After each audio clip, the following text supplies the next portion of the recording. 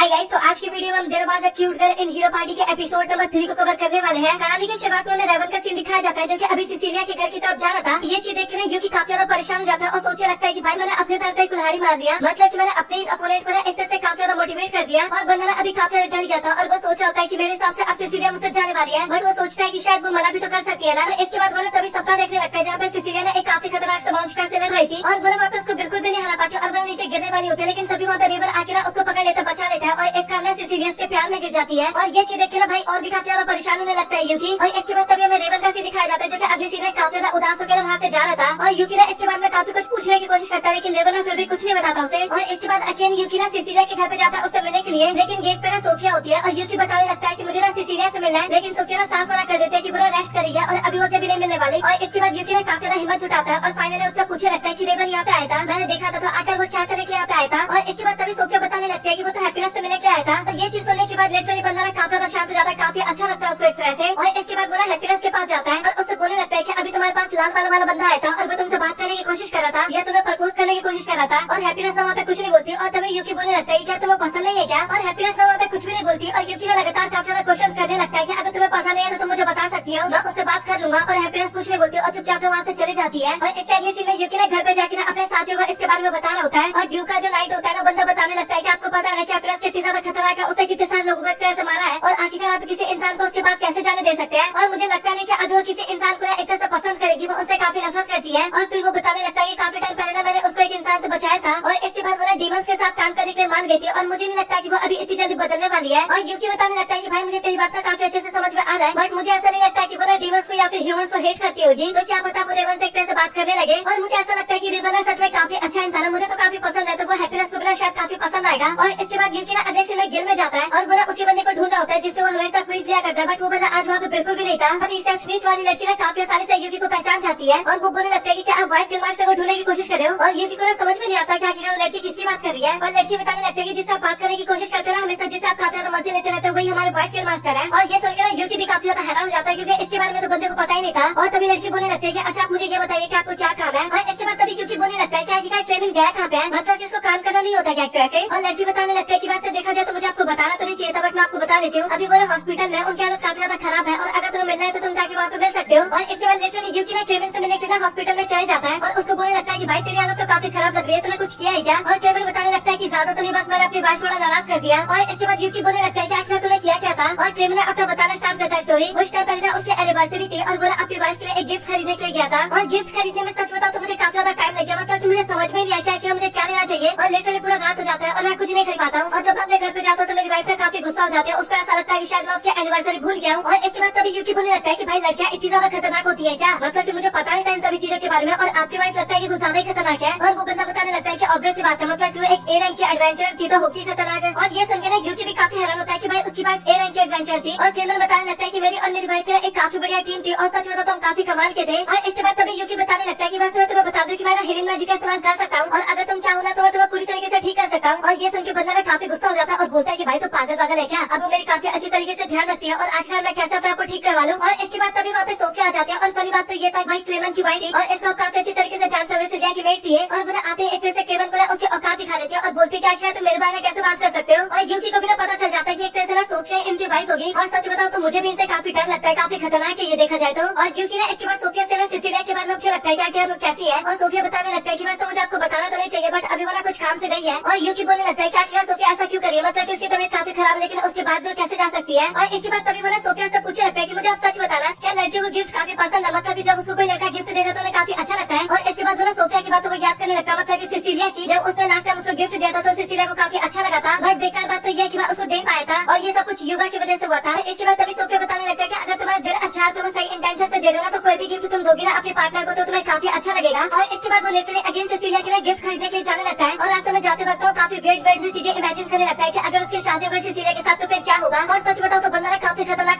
से रिएक्शन भी दे रहा था एक तरह से। और इसके बाद वो सोचता है कि मुझे ना रेवन को भी लेने चाहिए अपने साथ। और इसके बाद वो उसके घर पे जाता है और बंदा अलग ही पड़ा हुआ था, मतलब कि बंदा काफी ज्यादा दिल टूटा हुआ आशिका लग रहा था वहाँ पे। और इसके बाद तभी वहाँ पे यूकी सबसे लगता है कि भाई तेरे को हुआ क्या, मतलब कि तुम बता तो सकता है ना। और इसके बाद वो अपनी स्टोरी बताने लगता है कि वो एक दिन पेट्रोलिंग पे निकला था, लेकिन तभी कुछ बंदे ना हैप्पीनेस को परेशान कर रहे थे और मैंने उसको बचाने की कोशिश किया था और वो सभी बंदे ना डर की वहाँ से भाग गए। और स्टार्टिंग में तो मुझे हैप्पीनेस से बात करने में काफी अजीब सा लग रहा था मेरी आवाज के कारण, बट मैंने उसको जैसे बोला ना कुछ भी, तो उसके बाद उसने बताया कि उसको ना मेरी आवाज काफी पसंद है। और सच बताओ तो मुझे ना उसी पल से उससे प्यार हो गया। और अभी फाइनली यूकी को अब जाके पता चल गया कि आखिरकार हैप्पीनेस उसको क्यों पसंद है। तो इसके बाद तभी यूकी बोलने लगता है कि मुझे ऐसा लगता है कि तुम्हें इसके बारे में नहीं पता था कि हैप्पीनेस एक तरह से सिसिलिया के घर पे रहती है। और रेवन बताने लगता है कि नहीं भाई मुझे इसके बारे में पता था, तभी तो मैं सीधा उसके घर पे गया था उससे मिलने के लिए। और इसके बाद तभी रेवन बोलने लगता है कि भाई तुम मुझे ये बता कि आखिरकार तू सिसिलिया को कैसे जानता है। और इसके बाद यूकी बताता है कि भाई मैं भी ना उसको काफी पसंद करता हूँ। और अभी दोनों आशिक का एक तरह से बॉन्डिंग बन जाता है, मतलब काफी अच्छे तरीके से दोनों ना इन सब चीजों के बारे में बात करने लगते हैं। और यूकी बताने लगता है कि मुझे ऐसा लगता है कि तुमने ना शायद डायरेक्ट हैप्पीनेस को प्रपोज कर दिया होगा ना, ये चीजें उसको उतना नहीं पसंद आएगा, तुम्हें ना पहले थोड़ा एफर्ट डालना चाहिए ताकि वो हैप्पीनेस को काफी अच्छा लगे। और ये बात ना रेवन भी मान जाता है। और इसके बाद वो भी ना उसके साथ जाने लगता है गिफ्ट खरीदने के लिए। और अभी यूकी और रेवन उसी शॉप पे जाते हैं जहाँ पे यूकी ने नेकलेस खरीदा था, बट वो नहीं खरीद पाता और वो ना नेकलेस अभी भी होता है वहाँ पे। और सबसे पहले बंदा तो वही खरीद लेता है। और इसके बाद बारी आती है रेवन की, और वो भी ना हैप्पीनेस के लिए कुछ गिफ्ट खरीदने लगता है वहाँ पे। और वो ना एक चीज को पसंद करता है और वो चीज ना उसको काफी अच्छा लगता है। और उसको ऐसा लगता है कि शायद ये ना हैप्पीनेस को भी काफी अच्छा लगेगा। और यूकी भी बताने लगता है कि सच में ये ना काफी ज्यादा कमाल का है, हैप्पीनेस को जरूर पसंद आएगा। और वो लोग ना इसी तरीके से बात कर रहे थे, लेकिन तभी वहाँ पे मीनाका नाम की लड़की आ जाती है। और ये भी ना ऐसा एक पार्टी में से एक मेंबर थी। मीनाका बताने लगता है कि मुझे पता है ये क्या आखिरकार तुमने पेंडेंट किसके लिए खाता है। और इसके बाद वो ना तभी रेवन के पास जाती है और उससे पूछने लगता है कि अच्छा मुझे ये बताओ क्या तुमने किसके लिए लिया है, मतलब कि मुझे बताओगे नहीं कि आखिरकार तुम किसे पसंद करते हो। और इसके बाद वो सभी ना एक साथ बैठ जाते हैं ताकि वो उन दोनों से पूछ सके इसके बारे में, मतलब कि रेवन के बारे में। बट फनी बात तो ये होता है कि दोनों ने वहाँ पे काफी ज्यादा खाना खाने लगता है ताकि बात करने का मौका ना मिले। और मीनाका बताने लगता है कि सच बताओ तो मेरी हालत तो काफी ज्यादा खराब है, मेरा तो कुछ भी नहीं हो पा रहा एक तरह से, मतलब कि युगा ना एक तरह से मेरे ऊपर बिल्कुल भी ध्यान ही नहीं देता। बट तुम लोग अपना बताओ कि तुम्हारा कैसा चल रहा है। युकी बताने लगता है सच बताओ तो मेरा भी ना एकदम तुम्हारी तरह हालत है, अभी तक हमने डेटिंग भी स्टार्ट नहीं किया है। और ये सुनकर मीनाका काफी वियर्ड सा फेस बनाती है और बोलती है कि तुम छोड़ो। और वो ना इसके बाद रेवन से पूछने लगता है कि तुम्हारा कैसा चल रहा है। और रेवन बताता है कि भाई मेरा बिना से भी ऐसा ही सिचुएशन है देखा जाए तो। और यूकी बोलने लगता है कि मुझे तो समझ में नहीं आ रहा कि मुझे क्या करना चाहिए। और मीनाका बताने लगता है कि सच बताओ तो ये सब कुछ ना सिसिलिया के कारण होता है, मतलब कि मैं युगा को काफी ज्यादा पसंद करती हूँ, लेकिन वो ना मेरे ऊपर बिल्कुल भी ध्यान नहीं देता, वो केवल सिसिलिया के ऊपर ध्यान देता है। और इस कारण उसका भी प्रोसेस ना ज्यादा आगे नहीं बढ़ रहा था। और इसके बाद वो ना अपने पास्ट की बातें बताने लगते हैं जो कि उसको काफी ज्यादा अजीब सा लगता है, काफी बुरा लगता है। जब वो हमेशा डीमन लॉर्ड को हराने के लिए जाया करती थी और उसके असल में मतलब कि डीमन के असल में काफी खतरनाक से मॉन्स्टर रहा करते थे, बट उनमें से एक मॉन्स्टर था जो कि काफी ज्यादा पावरफुल था और वो हमेशा हमें हरा के बाहर फेंक दिया करता था। और सच बता तो वो काफी वियर्ड सा मॉन्स्टर था, क्योंकि वो हमें मारता नहीं था बल्कि वो हमें हिल भी कर देता था। हम टाउन के लोगों को भी नहीं बता देते कि हम हार के वापस आए, हम ये कहते थे कि हमने आधे रास्ते से वापस आ गए हैं। और सच बता तो धीरे धीरे ना इंसानों ने भी ना हमारे पर भरोसा करना बंद कर दिया, क्योंकि उनका ऐसा लगने लगा कि भाई ये हर बार वापस क्यों आ जाते हैं आधे रास्ते से। बट एक दिन हमारी होप जग गई जब उस डीमन ने कहा वो सिसिलिया को यहाँ पे छोड़ दे और उसके बदले में तुम सभी को आगे जाने दूंगा। और मैंने युगा पे काफी ज्यादा फोर्स किया था कि वो सिसिलिया को यहीं पे छोड़ दे, तो इस कारण मुझे ऐसा लगता है कि अभी युगा मुझसे नफरत करने लगा है और वो मुझसे कभी बात नहीं करेगा, मुझे ऐसा लगता है। और इसके बाद यूकी भी सोचने लगता है कि यार मैं इसके बारे में क्या ही बोलूं, मतलब की लड़की जिसके बारे में बात कर रही है वो तो मैं ही हूँ और मुझे तो पता भी नहीं कि यहाँ पे क्या बोलना चाहिए। और इसके बाद तभी यूकी बताने लगता है कि मैं चाहता हूँ तुम एक तरह से ना सिसिलिया से माफी मांग लो, मतलब कि तुम्हें ना एक तरह से गिल्ट में नहीं रहना चाहिए और अपने गिल्ट को ना खत्म कर देना चाहिए। और क्या पता इसके बाद सबको तुम्हारे बीच में ठीक हो जाए। और फाइनली अभी यूकी और रेवन में दिखाए जाते हैं जो कि सिसिलिया के घर पे जा रहे होते हैं। हमें ना वहाँ पे ड्यूका दिखाया जाता है और वो रेवन को बताने लगता है कि भाई तू आखिरकार यहाँ पे क्या करा, मतलब यहाँ पे नहीं आना चाहिए था। और यूकी बताने लगता है कि भाई तुझे फिक्र करने की जरूरत नहीं है, वो रेवन को बताता है क्योंकि ये हैप्पीनेस के साथ काफी टाइम से आ रहा है, इस कारण उसकी काफी फिक्र करता है। और ड्यूका भी ना काफी डायलॉग मारने लगता है कि भाई मुझे लगा था कि तू उसको खुश रख पाएगा, बट मुझे ऐसा लगता नहीं कि तू ये सब कुछ कर पाएगा। और इसके बाद तभी रेवन बताने लगता है कि सच बता तो भाई मेरे कुछ इमोशंस है जो कि मैं एक तरह से बताना चाहता हूँ हैप्पीनेस को।